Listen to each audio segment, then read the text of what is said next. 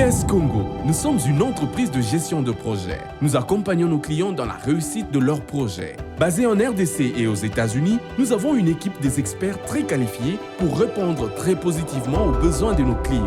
Nos services: construction et gestion immobilière, gestion de projets agricoles, gestion des douanes, gestion de transport et logistique, gestion de projets informatiques.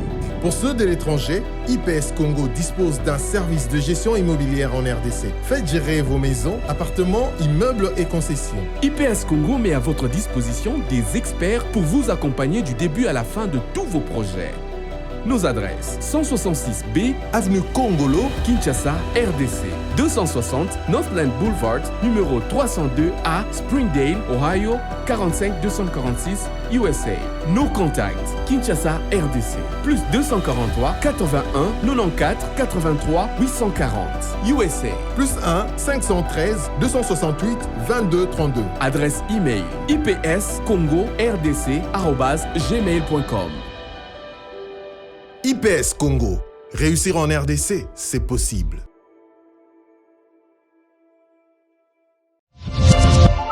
Hiro, merci à toi d'être venu. Merci pour l'invitation. Avec grand plaisir. Merci. On voudrait faire un petit coucou à Youssouf et Momo Nyangadou, voilà, depuis le Mali. Et Hiro, une dernière question. Comment tu fais pour avoir cette énergie avec tous les concerts que tu enchaînes, les avions, les répétitions, les studios? Quel est ton secret? Voilà mon secret. Doublez vos limites avec Double 7. Faites le plein d'énergie grâce à la gamme de boissons énergisantes Double 7. Composée d'une sélection d'ingrédients riches en vitamines pour un goût unique et un max de plaisir à chaque gorgée. Augmentez votre énergie et retrouvez toute la force et la vitalité nécessaires pour affronter efficacement tous vos défis du quotidien. Double 7, c'est la boisson irrésistible que tout le monde désire et que tout le monde veut goûter, mais... Ah non, c'est ma Double 7. Découvrez vite les nouvelles saveurs Double 7 Light et Double 7 Cola partout au Mali. Bienvenue à Saphir Hotel, un cadre VIP, propre et reposant au grand carrefour de Kinshasa, avec un service d'accueil digne de vous. Plusieurs catégories de chambres et appartements climatisés avec Wi-Fi et TV plus décodeur aux prix incroyables. Petit déjeuner y compris dans son restaurant aux spécialités congolaises et étrangères. Ouvert à tout le monde avec une réduction de prix pour les clients qui séjournent à l'hôtel. Notre adresse: A4 avenue Ikelemba, quartier Matongé, commune des Kalamou. Téléphone 84 710 99 99 81 600 8000. Hôtel Saphir, beau cadre, bel emplacement, bon prix et beaucoup d'avantages. Bienvenue à tous.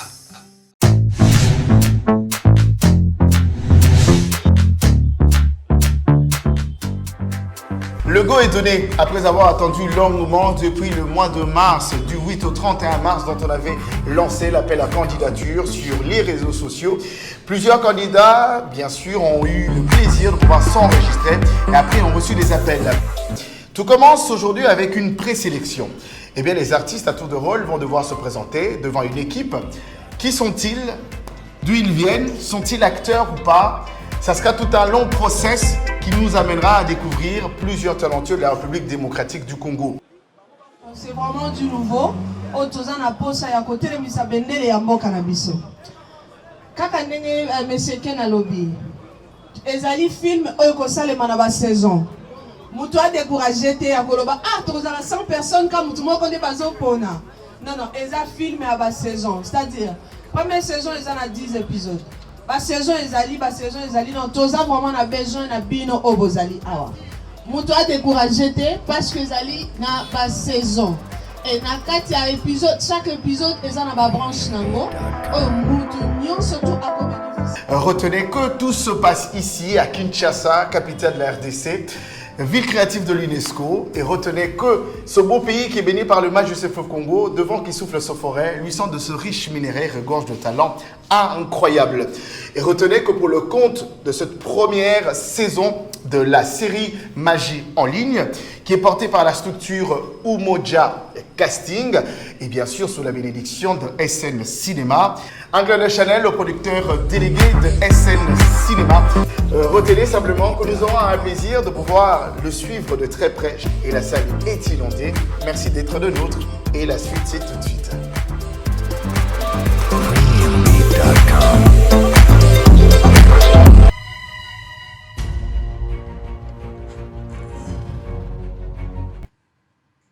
Voilà, bozali ebele bino ba bozuli baku ya kotala biso mokolo lelo na kati ya télévision na bino bolanda katango biso bosolo télévision na nzela émission bosolo na politique officielle bino ba bozwami na ngambo ya commune ya Bondalungwa, bozali na ngambo ya commune ya Kintambo, bozali na Bumbu, bozali na Selemba bisika, bozali na Ngiringiri, bozali na Lingwala, bozali na Limete na commune ya Kinshasa bisika, Banso bozali bana ya Masina ya Njili botobosani bino te bandeko nyonso bozali na nzela na ngambo ya Ntele bisika, Banso bozwami na Kisanso na Matete bisika nyonso bozali monga fula pengaliema tosengi na bino. Merci beaucoup, merci na ndenge bozali vraiment rester branché, bozali scotché na kati ya bosolo télévision pour que boyeba nini makoleka na kati ya République démocratique du Congo. Kasi lelo tokosola na mwana mboka moko boyebi ete Mayematali developeri kino ko bandaki kasi le boyebi ete moyo to bandi ya mois de mai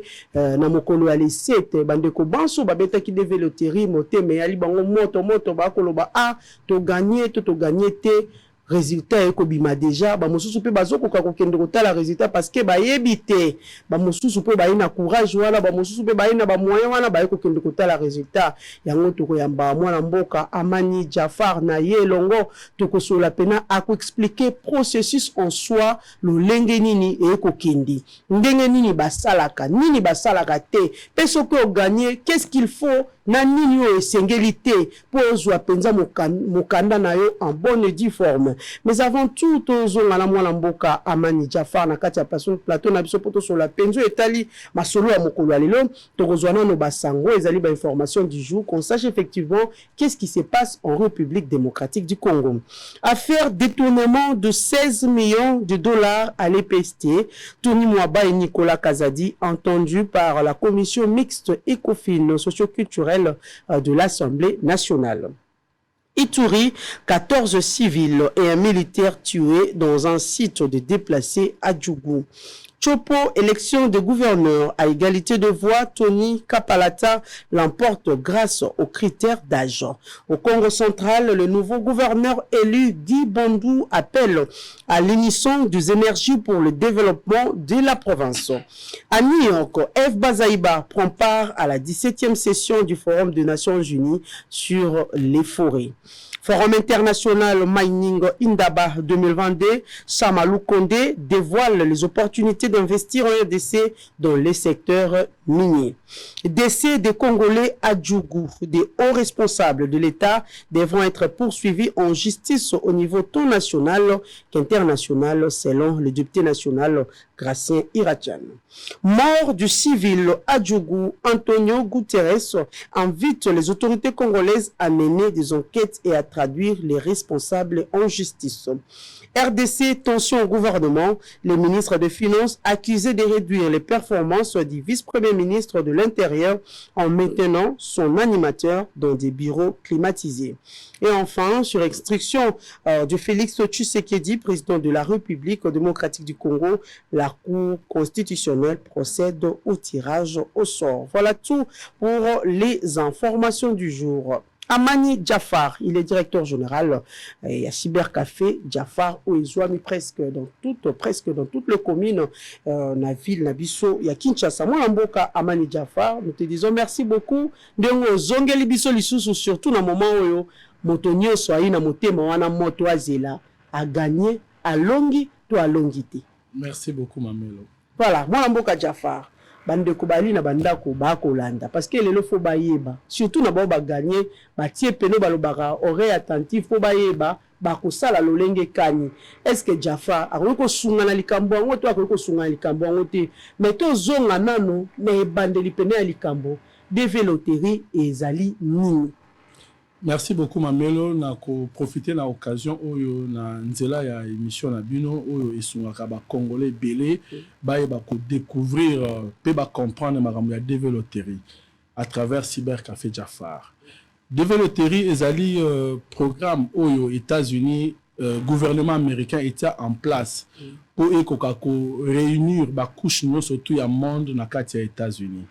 Alors, programme wana et des kakananzela ya loterie, nanzela ya maponami. Donc, ceux qui ont participé et qui ont la chance ba ponio, les ozala élus ou akoki ko bénéficier na katia programme wana.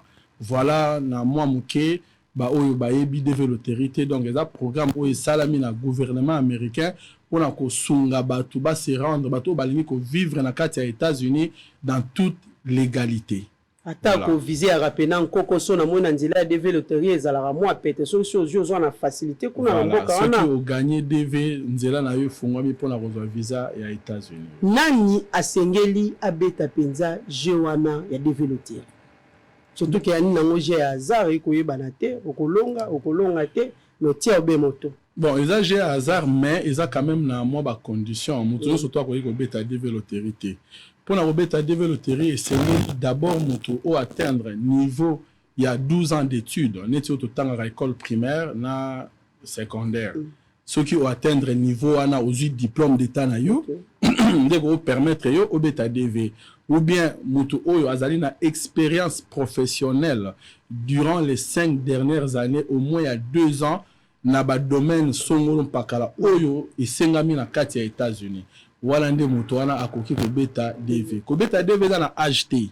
Mais au moins il faut atteindre niveau o ya classe wana ndenge na lobby nde moto wana akoki ko beta DV loterie. Donc ba bazana accès alika moto ali na mokanda ya kelasi ya diplôme d'état j'espère. Oui évidemment. Diplôme d'état pe moto azali na expérience tango une expérience te donc komekate po kolonga te finalement critère ngo ya la rande na ba expérience et à la photo tonini bon moto akotia petit diplôme atie critère wana nyoso a remplir ngoma ko kende kuna azuite. Bon wana d'abord ezali pona moto oyo esengeli ya beta DV ndi yango batie ba critère wana mais soko za na critère wana te mo beta ezali parce que ata monene mwana mboka avant to koma na ba photo d'abord moto faut za la oza diplômé d'état. Il faut ou bien oza la moto oyo oza na expérience professionnelle durant les 5 dernières années il y a 2 ans. Nde okoki ko beta tango siko yo ko beta nde ba ka ko senga mamba photo au moni soki o respecter ba critère wana na lobby oya kelasi ozala ngote ata o beti DV soki o gagner ambassade o pesa o visa te parce que au départ ozo respecter ba critère wana te oza soit diplômé te ou bien ozali na expérience professionnelle ou na lobby wana te. Yango il faut d'abord moto avant beta développerie il faut oyeba ko landa ba critère wana biso soki moto aye po beta to tuna ka soki ba critère wana azali nango nde to ko permettre ya beta soki azana ngote to koyebisa eza inutile ya beta critère ngo siko ya carte photo ya nini ba centimètre il faut ekoka miso faut ezala blé na kati moto alongola biloko matoi alongola mèche alongola maquillage to ndenge nini. Bon, pour la moto, la claire, la couleur T, yarani.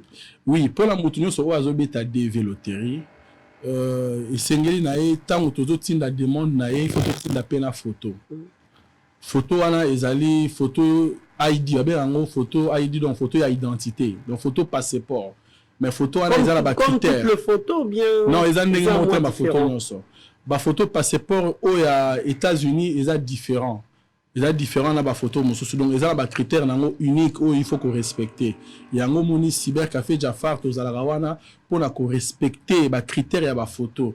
Biso to da spécialisé na ba photo numérique pour na ba photo passeport ya États-Unis.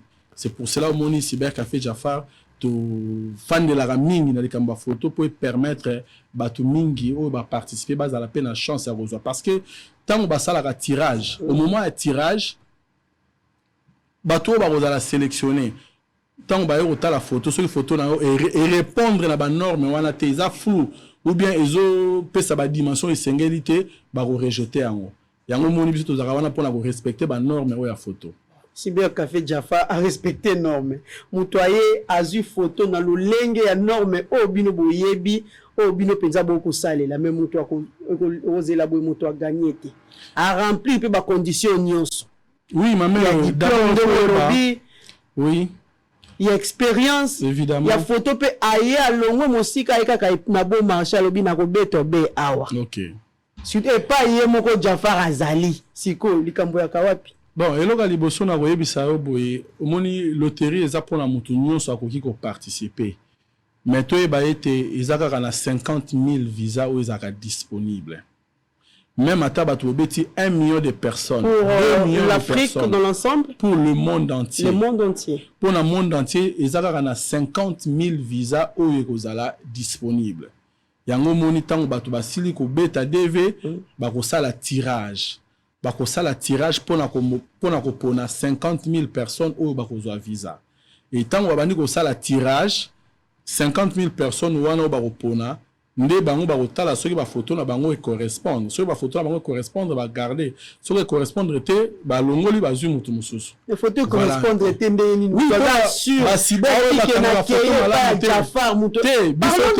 parlons de vous Jafar biso Jafar respectaka norme évidemment correspondre te pa mondele kuna évidemment biso soki pa na biso obetaki deve na cyber Jafar tango bato sala tirage et que va tomber dans le dossier na yo tirage Jésus dossier na yo il faut ça sélectionner parce que ba photo na biso et respectera ba norme ouais à développer yango le moni batu mingi ba gagner pas na biso na minute na zo bisao naza déjà nazo traiter déjà ba ka bato ba gagner donc tous autres travailler parce que ba résultat ici et bima qui déjà nombre si elle est déjà plus de 200 ba résultat et outil ko bima les 7 je pense que information peut on a eli mingi awa ils a pour la quota les sabandero keno bato ba beta qui année passée dans mois d'octobre donc ba résultat et outil ko bima depuis le 7 mai yango no moni lelo déjà toza na 3e jour ba résultat bimi donc bato baza ko gagner surtout na cyber na biso malheureusement na ina ba image te bato bazo gagner pendant mingi donc yango na ko senga na ba oyo nanu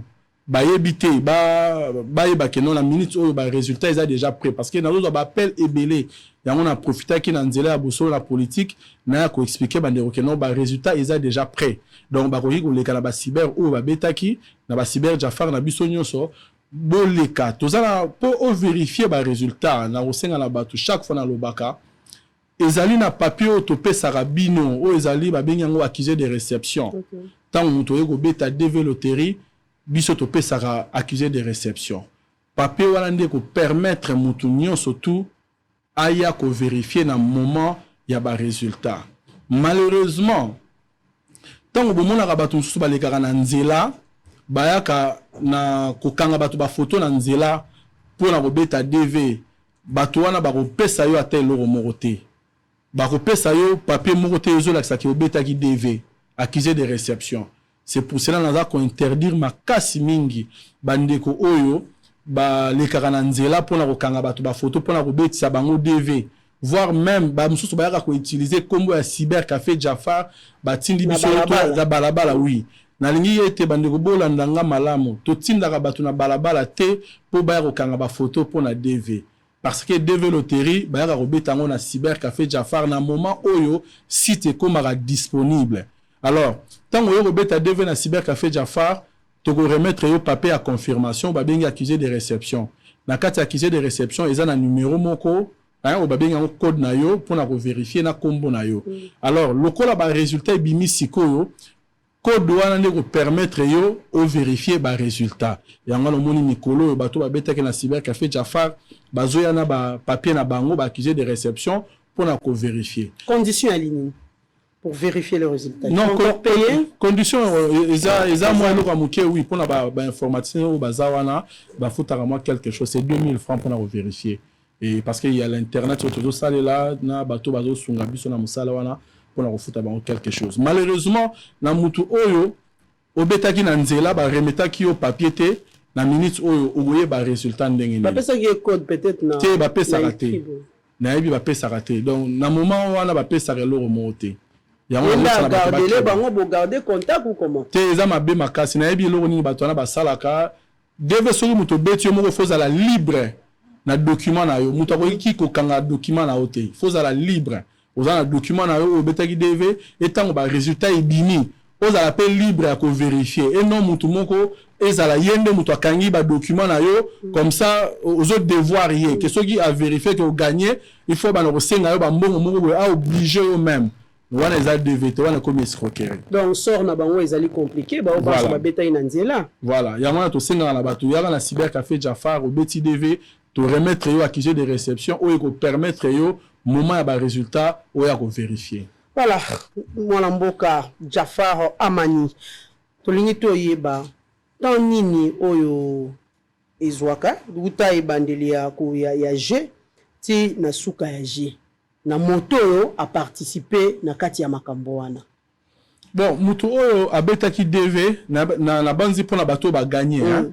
Surtout pour les gagnants, pour l'instant, c'est les gagnants. Mutu abetaki DV ceux qui a gagné neti ba résultat bimisi pour les bato ba gagner. Bato ba gagner et la procédure mobimba oh il faut kolanda. Sengeli bato boyeba que ceux qui ont gagné DV pour ozo visa il faut qu'on respecte procédure. Procédure il faut qu'on respecte avec beaucoup d'attention pour permettre yo ozo visa. Parce que au koki peut gagner mais en fin de compte aucune ambassade aux UP visaté. Ceux qui ont respecté procédure T ou bien ceux qui ont été makamusu sur le kuta na kati ya procédure na yo. Premièrement le kuta comme oui. Tant na zolo bango na ebi pourquoi parce que batu mingi ba kotsa mamba le kuta ou gagner DV après kotsa makamusu sur le kuta na kati ko sala ke bebi sala yo. Wali une expérience mwana mboka. Lo batu bana ndako ba kolanda ya le kuta ndeti nini ba mariage ya le kuta. Voilà, la moni qui vous a informé. Au moni DV tant au beti yango beti yomoko aux ala mwana ou aux ala mwana te tant pour gagner il faut eza malamu mingi au sala procédure na yondingo betaki. Par exemple au mona muto betaki yemoko tant wa gagner aye ko kotsa susu bana o bazalaki te au départ. Déjà eloko wana tant o kene na procédure wana tina suka ambassade au pesa au visa te au pimela yo. Seuls les enfants déclarés nde okokiko se présenter na bango na ambassade na ba o ba botami na sima soki mwana botami na sima avant na moment o beta ki devait azakina na botami te tango ayo botama na sima mwana na oza na droit ça c'est automatique oui c'est normal ils ont droit parce que moment o beta ki mwana na azalaki te mais soki mwana na azalaki o beta ki na DVT tant on gagner on déclarer moi na wana yeba ke ba repimela au visa parce que au lobby bo solo te bo solo lingo lo banini moment ozo beta DV faut beta na moi sina yo na bana na yo nyonso voire même bana o yo botite mais o baza sous responsabilité na yo ba lobby faut beta na bango siko tango yo beta ki na bango te tango gagner oye lisusu kokotisa bana wana yebango ke na suka ngo kozwa visa te yango na moi na lobaki ke non il faut respecter ba condition ou respecter procédure na yo malamu mingi ezali susu na ba problème o ya ba mariage à lokuta parce que soki bato bazo sala yango il faut ba expliquer bino ke mingi bazo zo visa te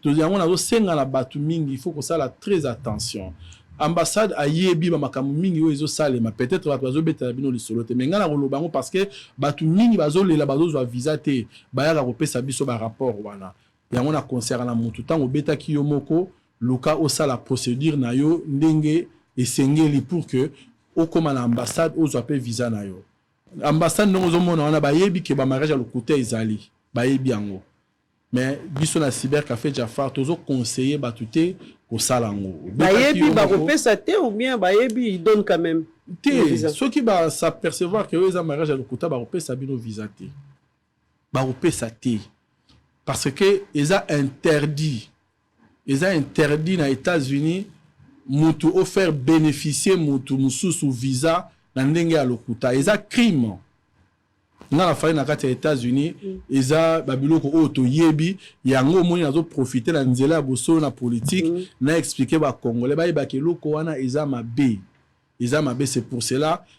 na ambassade des États-Unis ceux qui ba moni lokuta ils ont la kati ya dossier na yo ba kopimela yo visa malgré que gagnaki yango moni tozo senga na bato o ya betaki DV na ye il faut aluka atia beaucoup plus de chance na dossier na ye pour azwa visa oza na besoin o kotisa makambo lokuta te na kati sala dossier na ndenge betaki pour que na suka lango ozwa visa o mona bato mingi ba betaki o ba gagner en fin de compte ndambunde bazo visa mususu bazo visa te pourquoi parce que ba ebi ndenge nini ya ko procéder te yango moni na senga na bato betaki deve gagner yaka na cybercafé Jafar yaka omona ngai toko aider yo na procédure na yo kaka ndengo betaki ndenge roke na procédure na oti na suka jusqu'à ce que ozo visa na yo.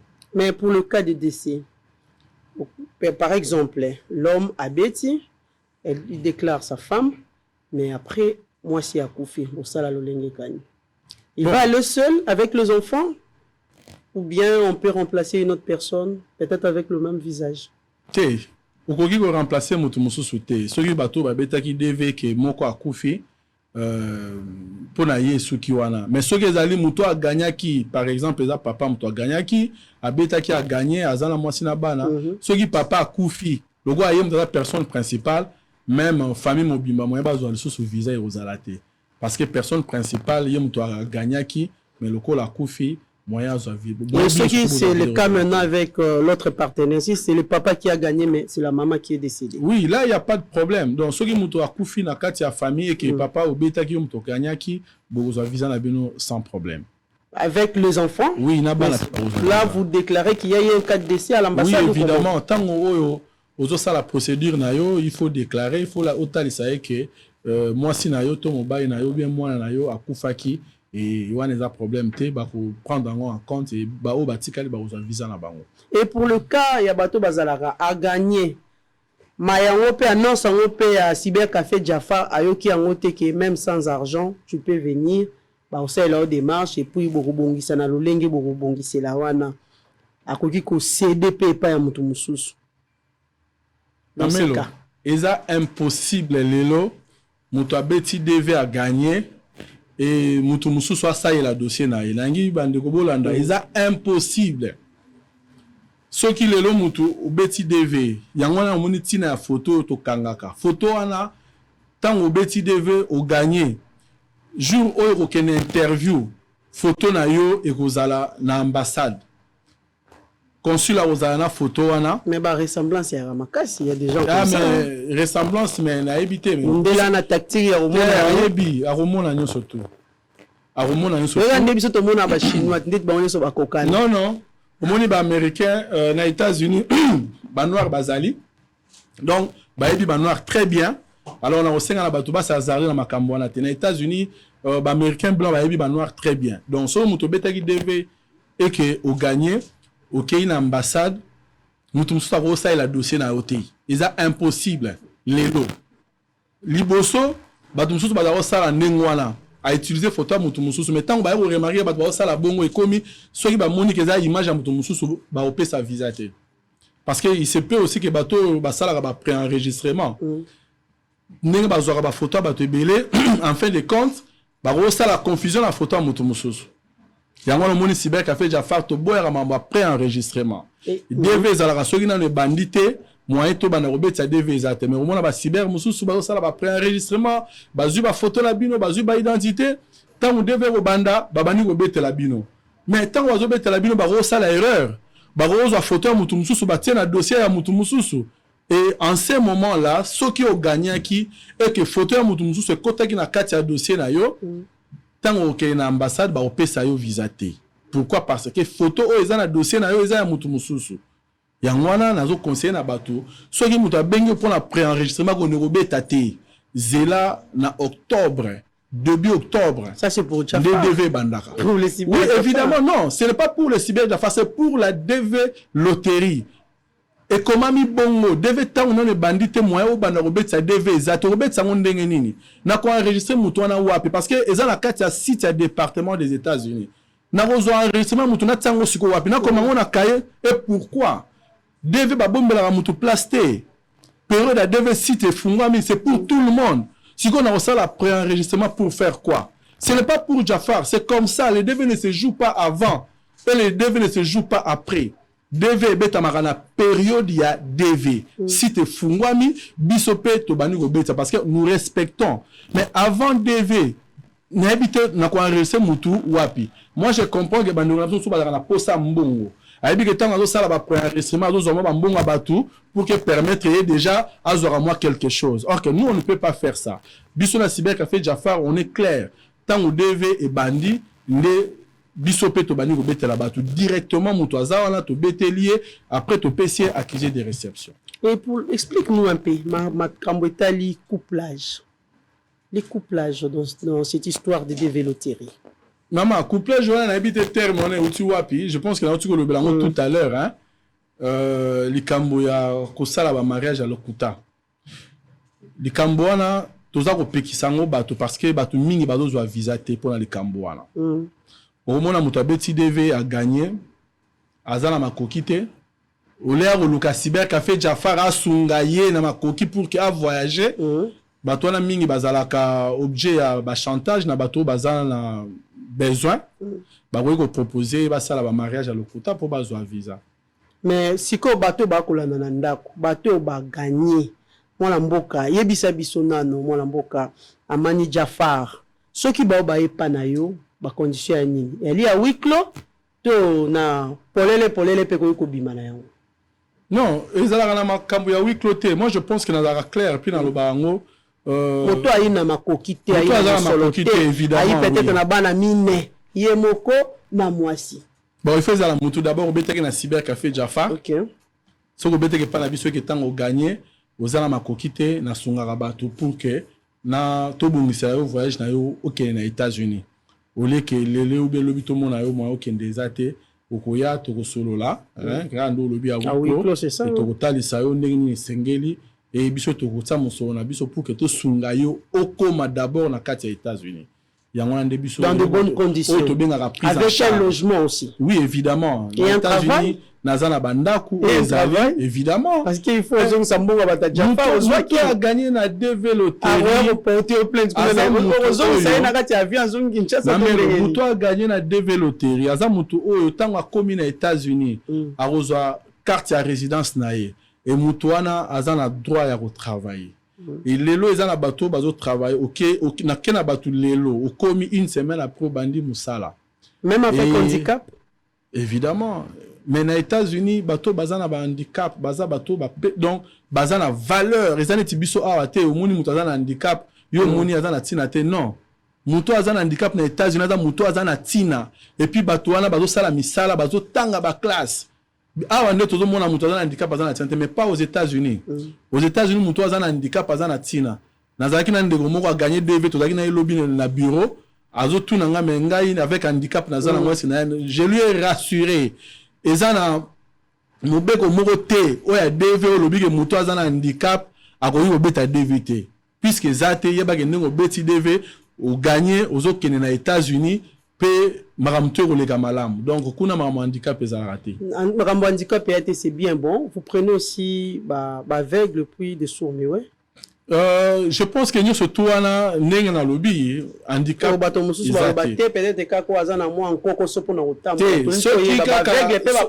Ceux qui aveugle diplômé d'état. Mamelo na lobaki yango bien condition eza yango wana ya kozala diplômé d'état et non ya kozala muto ya monaka ou bien muto ya monaka te donc komona eza condition te alors tant que eza condition te ekoki ko boya te ke muto oyo aza aveugle et ki aza diplômé d'état ou aza na expérience professionnelle na ye pendant les 5 dernières années. Donc, Azan a droit à Robeta à gagner per au Kenya nakati ya États-Unis. L'expérience oyo mwana mboka Jafar walina yango uta obanda makambwana nyoso ba déveloterie on recevra déjà un grand nombre de personnes avec handicap ou bien ba se sous-estimera kana bango ba boyi koya. Bon, malheureusement batu oyo bazala na ba handicap net to lobara awa ou bien viva avec handicap mingi ba beta la DVT. Ça, il faut leur pousser maintenant. D'abord, ils appellent comme au classe. Au moins, la mingi batanga classe. Au moins, la bango les gars en nzela pour na osenga. Et l'eau ils a passé. D'abord, il faut batanga classe pour permettre bango bazo appeler accès au wana ya robeta DV. Et ceux qui ba beti DV ba gagner, ba ozala na droit o ya okende. On a ba batangi, ba oser. Évidemment, On a ba batangi, ba oser. On a revenir le surtout pour la baoana. Yango moni ngai moko personnellement na zwa bato en charge so za ba moyen te. Pour la personne avec vivant avec handicap. Bo banga te boya robeta DV. Robeti DV o gagner za ba moyen te cyber café Jafar Rezawana pour na bino et vous bino en charge na ro tsaba moyen pour que OK na kati ya États-Unis. Et je pense que tant qu'on makuna au moins la même valeur ya bato o bazo vivre avec handicap. Ba bus nyonso ezali na ba rampe o permettra mutu o aza handicapé pour amata facilement. Ce qui n'est pas le cas chez nous.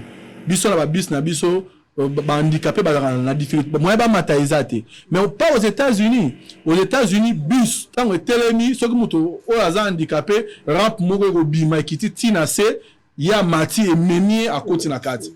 Au moins différence nini oyo ezali entre biso awa ndenge tozwaka ba handicapé na kuna na États-Unis. Par rapport à la qualité à photo, comme tu l'as dit tout à l'heure, comme nous parlons de personnes vivant avec handicap, nous prenons le cas des albinos. Vous faites comment par rapport à la qualité de la photo? Je pense que ça un problème té albinos, c'est un problème té à noir ou blanc, pas de problème. Photo à la combien flashement comme on l'a dit. Na zongeli lisusu koloba.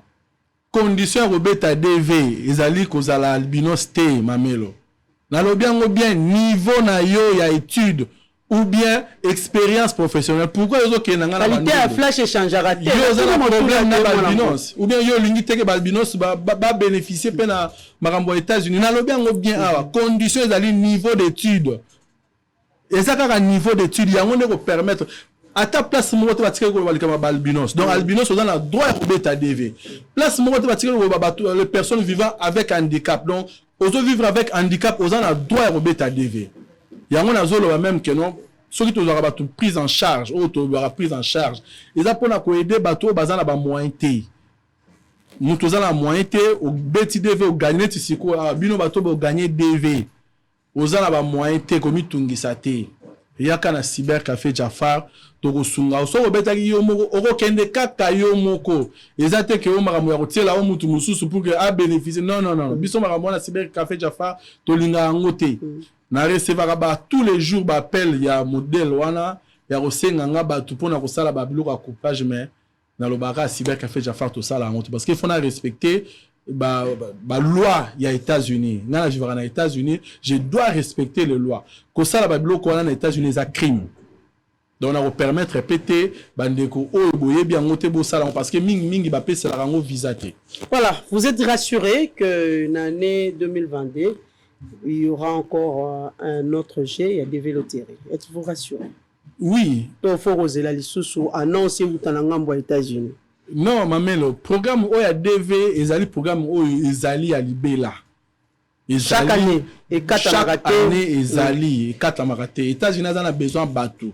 A besoin bateau parce que bateau ba ki no sala musala, mais a besoin bateau au paye à qualité. Yango na moni ba ta condition ya classe, c'est-à-dire muto à niveau quand même au moins un diplôme d'état pour kende kuna. A besoin bateau, c'est la main d'œuvre. États-Unis comprenant que après ça bateau visa na modèle wana bateau ba ya d'une manière légale ba ko vivre aux États-Unis et ça te le roi net na ba Europe aux monde ndenge ni bato ba mitungisa maka pour na rezo visa peut-être rezo visa ya tourisme mais il y a aucun programme aujourd'hui na Europe où ils permettre muto aya ko vivre comme résident programme moko ezate à moins que soit la babing sa na famille ou bien regroupement familial ou bien aux contrat moko ya travail ndeko kende kuna mais Karaboye c'est le seul pays qui est les États-Unis où ils ont organisé des vélotéries. Donc vous êtes rassuré qu'il y aura encore des vélotéries? Oui, Namboula où des vélotéries aux à la mois d'octobre. Bateau où ba beta quitté, bateau ba beta quitté des vélotéries té, ba ngoete Mboula où des vélotéries aux à à partir donc début octobre, je pense que le 3 octobre des vélotéries et qu'on a déjà donc tout ça déjà préparé par rapport à Ango. Naïbi que Batuming va bêta quitté durant les 3 dernières années.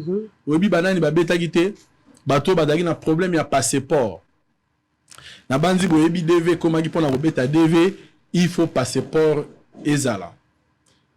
Alors il faut qu'on appelle ça qui passe ming, Batuming va bêta sous DV quitté depuis na 2019. Département des États-Unis a qui contient condition à passeport.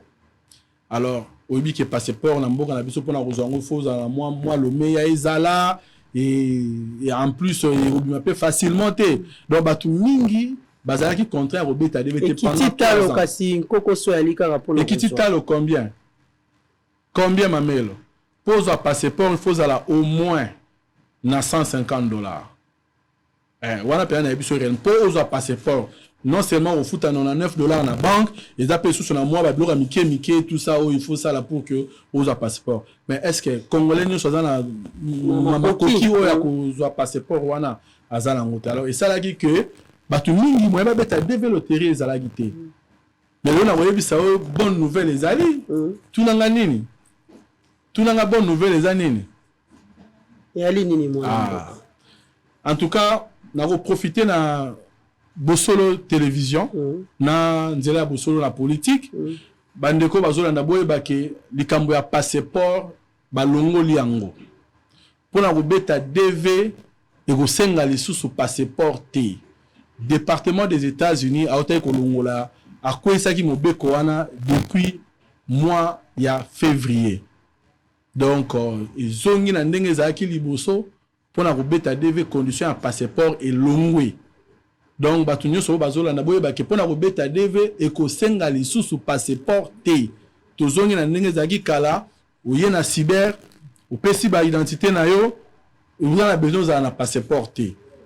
Parce que passeport est pesaki koko so makasi mingi na batu mingi ba beti DVT. Par conditionné qui est d'abord pourquoi d'abord le choix à passeport na DV le tirer. Et changement en autant nyonso pourquoi? OK. Ils sont pas sûrs. Pourquoi ba kotaki likambo passeport? Au monitant tozolo ba était batu o batambola na banzela. Bazo betela batu ba DV loterie. Batu wana soki okobeta DV loterie akangi ba photo akena ngwe panayi. Ako kanga 5000 personnes ba photo. Tant a beteli bino ba DV l'air mususu moi 3-4 personnes ou 5 personnes ba koyi kozwa. Sikoyo oza obligé au dépendre na ye. Ye mutu a détenir ba document na yo. Alors aroza obligé au pesa mbongo pour ozwa document na yo. Ou soit oza obligé Olanda oya koloba na yo soit atayo mutu bozala na ye. Alors ba rapport wana et comme na ambassade ebele bato ba gagner baza bakangi ba dossier na bango na bato ba robetela bango na nzela. Bato wana basala ba plainte na ambassade. Il n'y a pas que le Congo même na ba pays mususu ba biloko na zo salema. Alors ba rapport wana et a kolakisa que non fraude zo salema. Donc na développer mutu faut à la libre. Mais tant que bato mususu bazo sala fraude ba yo kota escroquerie na kati ya DV, il y a un département des États-Unis ayaki ko bakisa condition ya passeport. Condition ya passeport tant que bakisami et ko permettre te opesa passeport na yo be identité na yo à n'importe qui okutani na ina nzela. Il y a un bataki obligation au ya passeport. Tu travailles nango na 2019, tu travailles nango na 2020, na 2021. Pendant 3 ans, et comment qui obligation ya passeport. Mais après ça, batu tellement batu ba déclarer ma kasi mingi. Et batu ba se constituer va porter plainte dans le département des États-Unis, contre le département des États-Unis. Il y a eu les Africains ici, na ba asiatique na kati Amérique kuna, ba zu avocat, va porter plainte, ba lobini ni biso to betala DV des années, mais lelo et comme mamba passeport, moi to beta sous DV ezate. Or, na Afrique, ba condition passeport est facilité. Condition robeta DV zali mutu faut za la diplômé d'état ou za na expérience professionnelle. Mais boni bo bakisi suma moi passeport et ko pesa biso nini na kati ya ba condition wana. Alors juge tango azui dossier wana a tunaki pe ba tu as département des États-Unis ba pesa ki version na bango que to tsaki passeport pona ko kitisa mamba fraude. Mais lokola bato ba fundaki raison la bango zalaki makasi. Juge wana ayaki kopé sa raison alobaki désormais depuis le mois de février 2022 alongola ki likambo ya passeport. Donc DVE ko beta mambala oyo passeport e rozali sous-souté. Na yebi ke bande ko na biso bana na biso ya classe o bazwaki ba diplôme beta na 2019 na 2020 na 2021 moyen ko beta DV zalaki souté. Mais o eza occasion pour la bango barobeta DV. Donc cybercafé Jafar toyeli bango bonne nouvelle parce que biso to na kopé sa information à mamba DV sur donc c'est-à-dire à temps réel. donc ozo les kayango biso to informer bato pour que ba ko saisir opportunité la bango au moins tant bataki les conditions à passeport tozala ki pe wana pona ko expliquer bato que non pona ko beta DV il faut passeport et que lelo lokola ba longoli yango tozali sous to yeli sous pona ko yebisa bato que non DV pona ko beta yango marama passeport ezali sous té. Mais ce qui est vrai, vous devez reconnaître que par rapport à la condition à passeport, il diminue qui binopé nombre de candidats. Hein? Mais évidemment, Mamelo, passeport, ce n'est pas tout le monde. Non, tu vois, awa, mon boni bato belé, bazo futa bango moins de $100. Si quoi il faut kangambongo wana pendant 2 mois à reliater, à revivre n'engeni pour ça la passeport. C'est très difficile. Les acquis vraiment pas si mingi. Et bato basaki mingi te biso to ndima ki condition wana parce que tozaki na choix te. Mais si ko lelo lokola balongoli passeport pour la biso eza esengo makasi et ko permettre congolais nyonso oyo azo respecter ba condition wana rozala na niveau d'études et ko permettre ye abeta DV. Donc pour la biso eza esengo pe ba congolais mingi ba beta ka DV bazaki na ba moyen au sala ba passeport. Yango moni RDC to dawo gagner mingi. Mais tant ba tie condition passeport il diminue qui paie parce que participation na RDC komagi muké. Et alors il diminue qui paie biso ba gagnant. Mais si ko loko la passeport ezongi j'espère que ezongi ça biso na ane mususu zalaka le pays où ezaki na ba gagnant mingi avec 5000 personnes où ba gagnant qui. Je pense que loko la condition passeport est longue et ko permettre la congolais belé ba beta DVP ba gagner belé. Boni pona ba gagnant o bazwami na ngambo ya province ba bazali na ba province ba ko sala ndenge nini boko yebango par correspondance pour batala ba résultat na bango ba ko utiliser WhatsApp batindi numéro ya code batalia wato lolenge kani surtout ba bazali na ba fin fond hein omoni na cybercafé Jafar ane o to sala ki ba émission na yo to yebisa ki ba to ko sunga bango ba o baza musika moyen ko se déplacer zate cybercafé Jafar to betela bango DV pe to betela ki bango DV bazali ko tina biso ba coordonner na bango na ba photo ndenge biso to lingaki o ezaki ko simba to betaki DV et to na minute o to za ko vérifier kala mingi te to za na application moko o to zo mettre en place o ko permettre mutu nyonso oyo aza musika même à l'étranger mingi kutu baza surtout na Afrique du Sud ba congolais mingi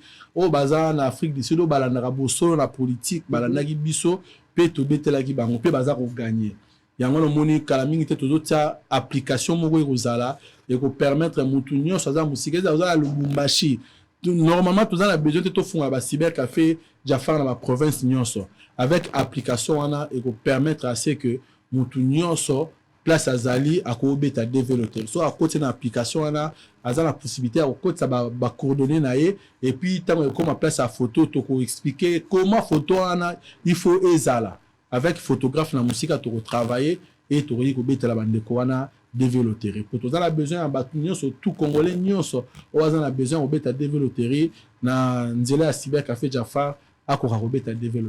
Mais qu'est-ce qui se passe effectivement DG Amani Jafar, le patron na Katia Cybercafé Jafar? Nous apprenons qu'il y a la création, il y a au nom il y a Cybercafé, il y a compte, il y a banani ba ko tripoter na Katia Cybercafé.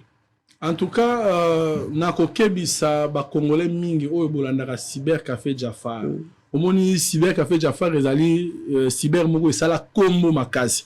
Oui, bien, le surtout et ça la combo yebani, il y a toujours bateau bazarana pour la pirater. Même na bilamba, même na appareil à téléphone, tout le monde a piratage ezara toujours. Et au monde a lelo, ba cyber mususu na ba fin fond, bazo ça la combo à cybercafé Jafar. Ba tubo ça la très attention.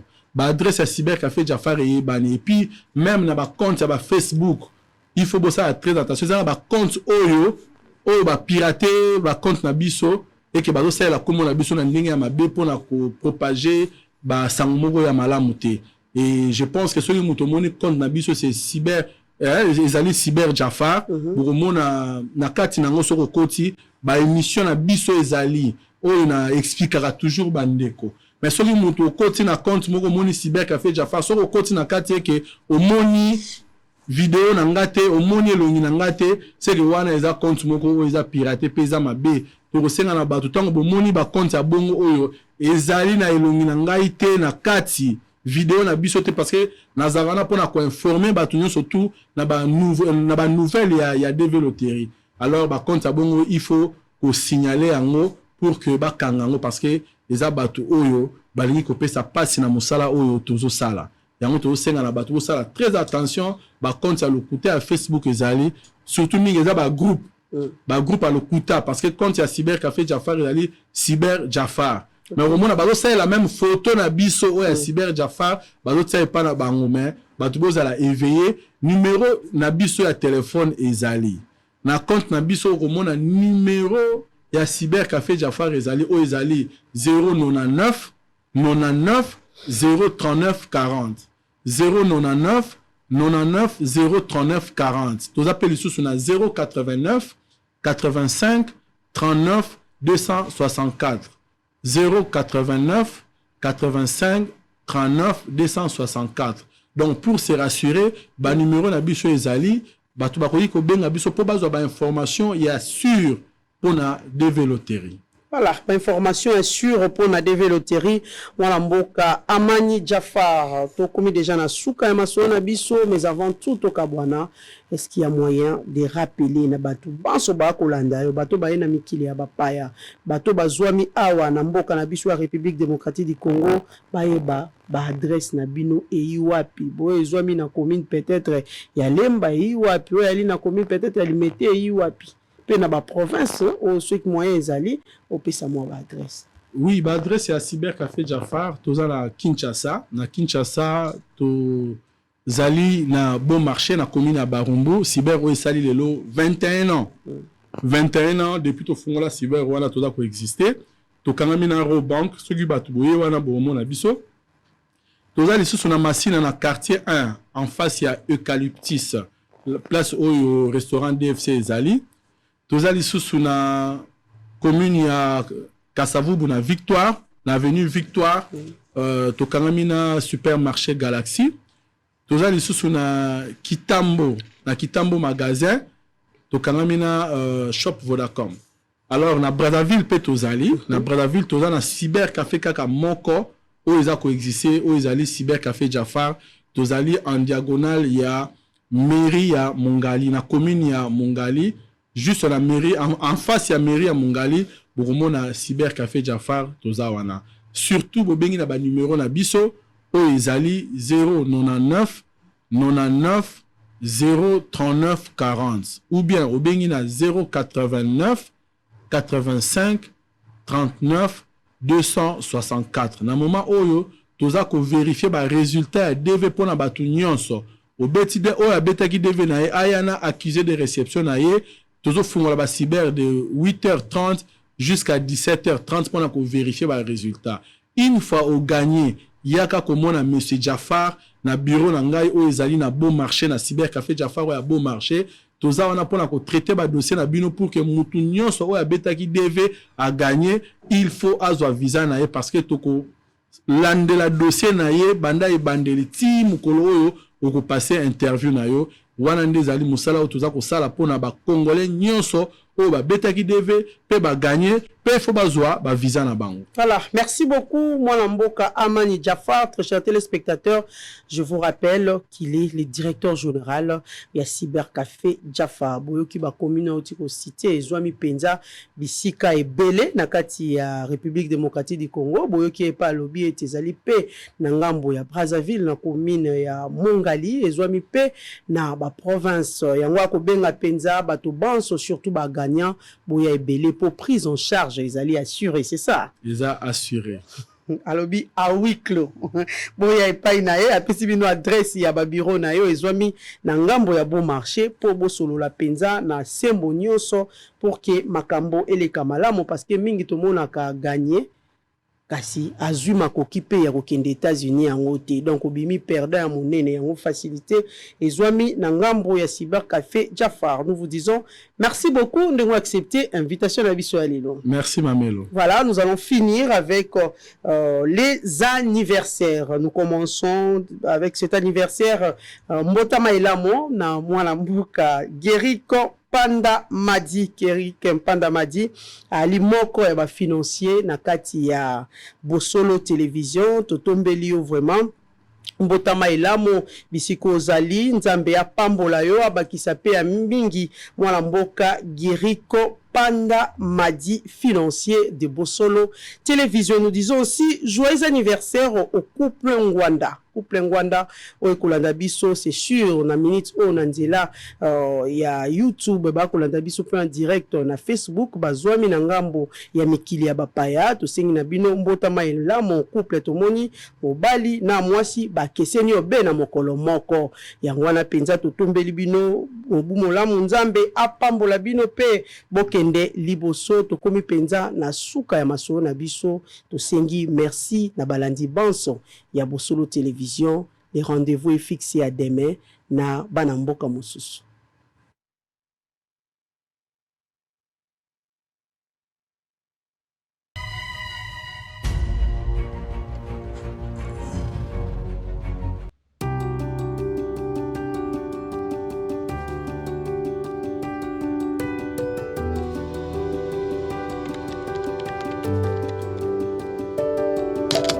IPS Congo, nous sommes une entreprise de gestion de projet. Nous accompagnons nos clients dans la réussite de leurs projets. Basés en RDC et aux États-Unis, nous avons une équipe des experts très qualifiés pour répondre très positivement aux besoins de nos clients.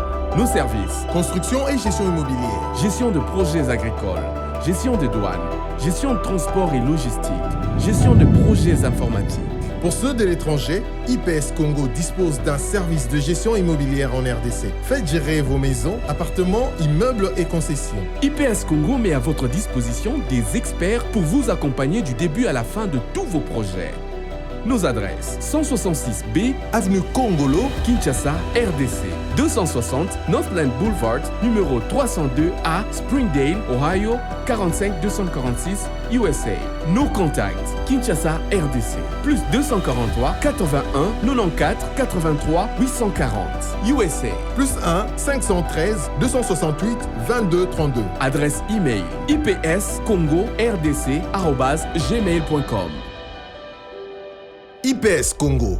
Réussir en RDC, c'est possible.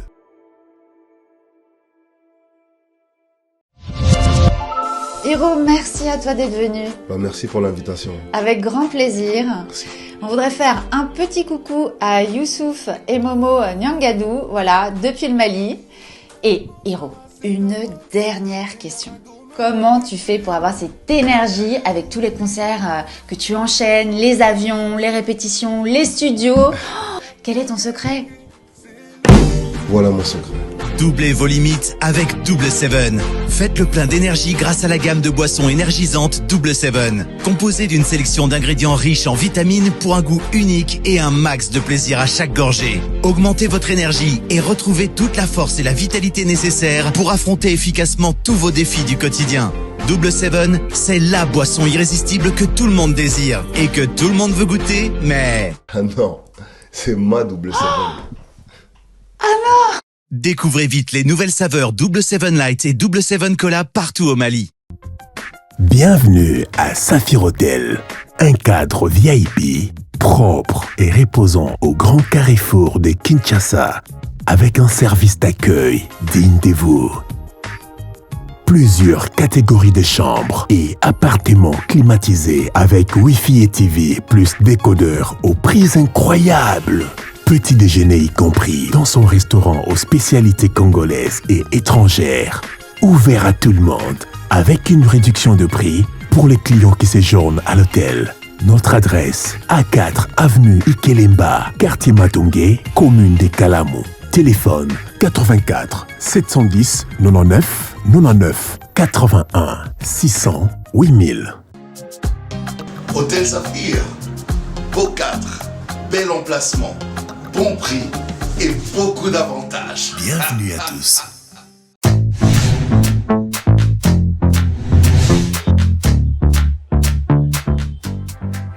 Le go est donné après avoir attendu longuement depuis le mois de mars, du 8 au 31 mars, dont on avait lancé l'appel à candidature sur les réseaux sociaux.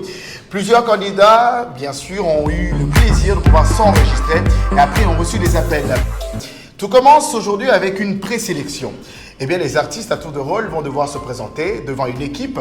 Qui sont-ils? d'où ils viennent, sont-ils acteurs ou pas?